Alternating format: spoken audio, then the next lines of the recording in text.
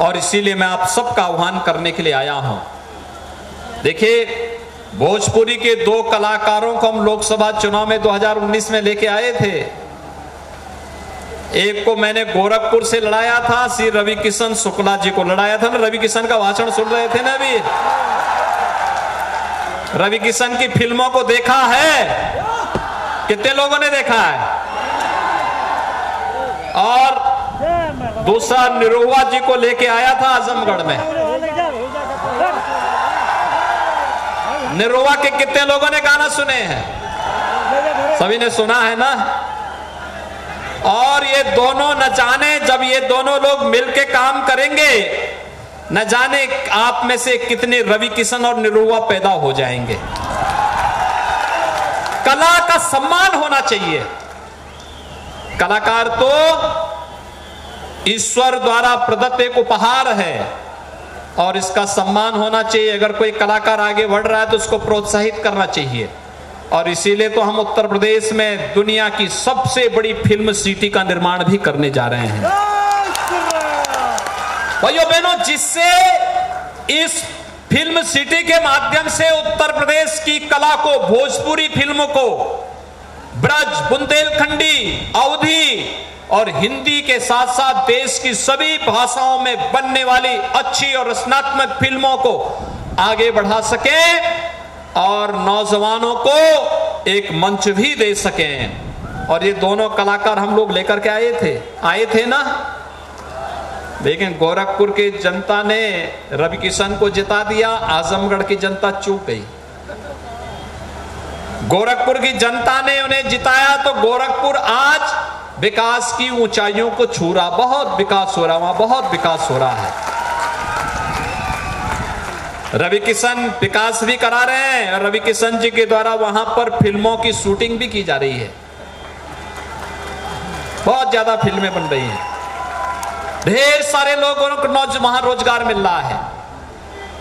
लेकिन आजमगढ़ थोड़ा बहुत विकास हमारी सरकार ने, भारतीय जनता पार्टी की डबल इंजन की सरकार ने जो किया वही विकास है। आप देख रहे होंगे यहां विकास के कार्यों को हम लोगों ने कुछ तो प्रारंभ किया। एयरपोर्ट नहीं था, एयरपोर्ट का निर्माण हो गया है। विश्वविद्यालय नहीं था, विश्वविद्यालय का निर्माण हो रहा है। इसी सत्र में यहां का विश्वविद्यालय भी चालू होने जा रहा है। महाराज सुहेलदेव के नाम पर, यानी 11वीं सदी के भारत माता के उस शौर्य और पराक्रम के प्रतीक महाराज सुहेलदेव के नाम पर हम लोगों ने विश्वविद्यालय दिया है आपके आजमगढ़ की धरती पर। समाजवादी पार्टी नहीं दे पाई, लेकिन भारतीय जनता पार्टी की डबल इंजन की सरकार ने विकास कराया है। भाइयों बहनों, आपने जिन्हें सांसद चुना, कोरोना कालखंड में क्या एक भी बार यहां पर आपके सांसद आए थे? हालचाल लेने के लिए आए थे? कोरोना से बड़ा संकट नहीं हो सकता, लेकिन एक भी बार आपका हालचाल लेने के लिए नहीं आए। और मैं उस दौरान 3 बार आजमगढ़ आया था। 3 बार आया था ना मैं। जिला चिकित्सालय का दौरा भी किया, मेडिकल कॉलेज का दौरा भी किया। और उसके बाद जब लगा विकास होना है तो 2018 में हम लोगों ने प्रधानमंत्री मोदी जी से पूर्वांचल एक्सप्रेसवे का शिलान्यास करवाया था और नवंबर 21 में पूर्वांचल एक्सप्रेसवे का उद्घाटन भी कर दिया है। हम शिलान्यास भी करते हैं और उद्घाटन भी करते हैं। समाजवादी पार्टी यहां विकास नहीं दे पाई थी, लेकिन भाइयों बहनों हम लोगों ने विकास भी दिया है, एयरपोर्ट भी दिया है। बहुत जल्दी हम लोग अब तो आजमगढ़ में एयरपोर्ट की सुविधा दे रहे हैं, वायु सेवा से आजमगढ़ को जोड़ रहे हैं। अब निरुआ जी को कभी मुंबई जाना हो और आप लोगों में से बहुत सारे नौजवानों को मुंबई ले जाना हो, आजमगढ़ में ही विमान लैंड करेगा, यहीं पर विमान रुकेगा और यहीं से फिर टेक ऑफ करके मुंबई की यात्रा 1 घंटे में मुंबई। ये कार्य पहले भी हो सकता था, लेकिन पहले विकास की सोच नहीं थी। लोग विकास पे रुचि नहीं रखना चाहते थे। आपके जीवन के साथ खिलवाड़ कर रहे थे। कोरोना में आपके सांसद गायब थे। कोरोना में 3 बार मैं स्वयं यहां आया था और भाइयों बहनों 3 बार आया ही नहीं था। डबल इंजन की सरकार ने फ्री में टेस्ट, फ्री में वैक्सीन, कितने लोगों ने वैक्सीन लगाया है? और अखिलेश जी तो वैक्सीन के खिलाफ दुष्प्रचार कर रहे थे कि नहीं कर रहे थे? कर रहे थे ना। वो भले ही चुपचाप लगा ले होंगे, लेकिन आप लोगों के जीवन के साथ खिलवाड़ कर रहे थे कि नहीं कर रहे थे? लेकिन हम लोगों ने फ्री में वैक्सीन भी दिया है। 82 लाख से अधिक वैक्सीन की डोजेज आपके अकेले आजमगढ़ में लगी है। आजमगढ़ में 35 लाख लोगों को आजमगढ़ में फ्री में राशन की सुविधा उपलब्ध हो रही है। 35 लाख रुपए राशन मिल रहा है कि नहीं मिल रहा है? क्या ये राशन समाजवादी पार्टी की सरकार के समय भी मिलता था क्या? भाइयों बहनों, आज राशन भी फ्री, उपचार भी फ्री, वैक्सीन भी फ्री, रसोई गैस का कनेक्शन फ्री, और यही नहीं, सरकार विकास के लिए भी आपके लिए कार्य कर रही है। पूर्वांचल एक्सप्रेसवे के साथ गोरखपुर को जोड़ने के लिए पूर्वांचल एक्सप्रेसवे, लिंक एक्सप्रेसवे का निर्माण हो रहा है और गोरखपुर से दोरी घाट जोड़ने के लिए, आजमगढ़ को जोड़ने के लिए 4 लेन का निर्माण भी हो रहा है। आजमगढ़ से जौनपुर होते हुए प्रयागराज और वाराणसी के लिए भी 4 लेन बन रहा है। गांव-गांव की सड़कें बन रही हैं, गरीबों के लिए मकान बन रहे हैं। गरीब गांव में हो या शहर में, सबके लिए मकान की सुविधा उपलब्ध करवाई जा रही है। भारतीय जनता पार्टी की सरकार, क्या गांव हो, क्या गरीब, क्या किसान हो या नौजवान, क्या महिलाएं हो या समाज का कोई भी तबका, सबके विकास के लिए कार्य कर रही है। कर रही है कि नहीं कर रही है? जब विकास भारतीय जनता पार्टी कराएगी तो फिर वोट भी भारतीय जनता पार्टी को मिलना चाहिए ना, मिलना चाहिए ना। आप सभी लोग सहमत हैं?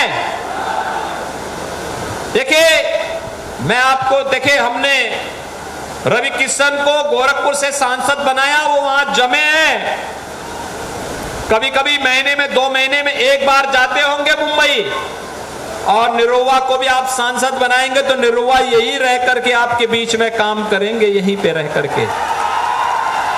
आजमगढ़ की छवि बदल जाएगी, पहचान का संकट दूर हो जाएगा, कला को भी सम्मान मिलेगा, नौजवान एक नई दिशा की तरफ आगे बढ़ेगा। और भाइयों बहनों, विकास की प्रक्रिया के साथ आजमगढ़ को आगे बढ़ाने, विकास और सुरक्षा की जिम्मेदारी तो हमारी है। आप देख रहे होंगे ना, ये पेशेवर अपराधी और माफिया जो गरीबों का हड़पते थे, व्यापारियों को धमकी देते थे, आज कैसे उन पे बुलडोजर चल रहा है, चल रहा है ना। और नहीं तो ये लोग गरीबों का हड़प जाते थे, दलितों की जमीनों पर कब्जा कर लेते थे। आज कोई वंदे मातरम पर रोक लगा पाएगा? आज तो माइक उतारे जा रहे हैं, सब माइक उतारो भैया, कोई हो हल्ला नहीं, आराम से जनता को जीने का अधिकार मिलना चाहिए, हर गरीब को सम्मान मिलना चाहिए, हर गरीब को राशन मिलना चाहिए, भरपूर सुविधा का लाभ मिलना चाहिए। ये सब मिल रहा है कि नहीं मिल रहा है? लेकिन समाजवादी पार्टी और बहुजन समाजवादी पार्टी के समय क्या होता था? समाजवादी पार्टी की सरकार में पहचान का संकट था और बहुजन समाजवादी पार्टी की सरकार के समय तो एक बार आजमगढ़ में मैं स्वयं ही आ रहा था, मुझी पर हमला हो गया था। हुआ था कि नहीं हुआ था? भयंकर हमला हुआ था, लेकिन वो गलत डायल कर लिए थे। उन लोगों ने मुझ पे हमला करके सोचा कि इनको मार डालेंगे, लेकिन वे गलत फहमी के शिकार हो गए थे। कभी कभी नंबर गलत डायल कर लेते हैं ना कुछ लोग। और उसके बाद क्या हुआ था फिर?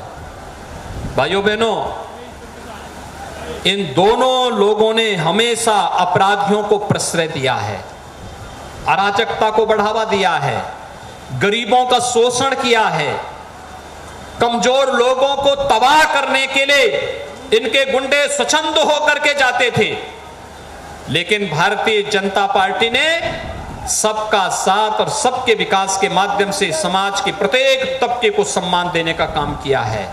और आज प्रधानमंत्री मोदी जी के नेतृत्व में जो वर्तमान में योजनाएं लागू हो रही हैं, अगले 1.5 वर्ष के अंदर प्रधानमंत्री मोदी जी ने एक नए संकल्प के साथ देश को आगे बढ़ाने की बात कही है। हमें सरकार 5 साल तक चलाने का पहला अवसर मिला था। 5 वर्ष में 5 लाख उत्तर प्रदेश के नौजवानों को हमने सरकारी नौकरी दी। 1,61,00,000 नौजवानों को निजी क्षेत्र में रोजगार